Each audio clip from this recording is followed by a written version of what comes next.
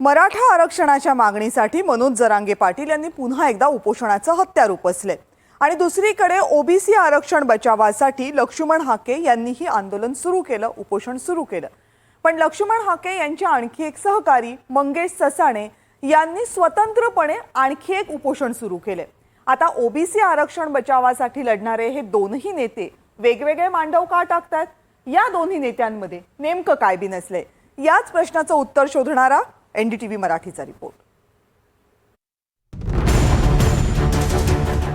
कधी काळी कुणाच्या खिसगणतीतही नसलेलं अंतरवाली सराटी गाव आज मराठा विरुद्ध ओबीसी आंदोलनाच्या लढ्याचं कुरुक्षेत्र बनलंय। एकीकडे मराठा आरक्षणासाठी मनोज जरांगेंनी अंतरवालीत ठाण मांडलंय, तर दुसरीकडे मनोज जरांगेंच्या विरोधात ओबीसी नेते लक्ष्मण हाकेंनी सक्षम लढा उभा केलाय।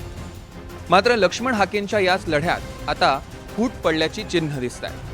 ओबीसी नेते मंगेश ससाणे यांनी हाकेंपासून अंतर ठेवून स्वतंत्र आंदोलन सुरू केलंय। ओबीसी हा 450 जाती असलेला समूह आहे। प्रत्येकाला त्यांच्या आरक्षणाची, त्यांच्या संविधानिक अधिकारांचं आता आकलन झालेलं आहे, काळजी वाटते आणि प्रत्येकाला अधिकार आहे। लक्ष्मण हाके नवनाथ आबा परवा दिवशी आले होते, पोलिसांना त्यांनी येऊन नाही दिलं, त्यामुळे आम्हाला महाराष्ट्राला गनिमी काव्याचा इतिहास आहे, आम्ही ते करून आलो आणि काल आम्ही बसलो।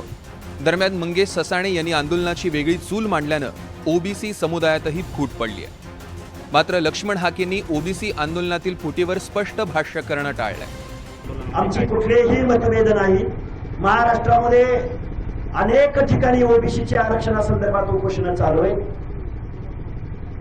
आमच्या त्यांना शुभेच्छा आहेत। लोकशाहीने सर्वांना अधिकार दिलेले आहेत, त्यामुळे मतभेद असायचा प्रश्नच नाही। आमची मागणी एकच आहे, आमचं ओबीसीचं आरक्षण टिकलं पाहिजे।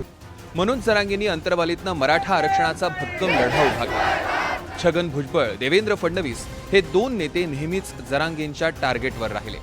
मात्र लक्ष्मण हाकेंच्या उपोषणानंतर ओबीसींच्या विरोधाला देखील तितकीच धार आली। लक्ष्मण हाकेच्या नेतृत्वात जोमाने उभं राहिलेलं ओबीसी आंदोलन आता मतभेदाच्या उंबरठ्यावर आहे।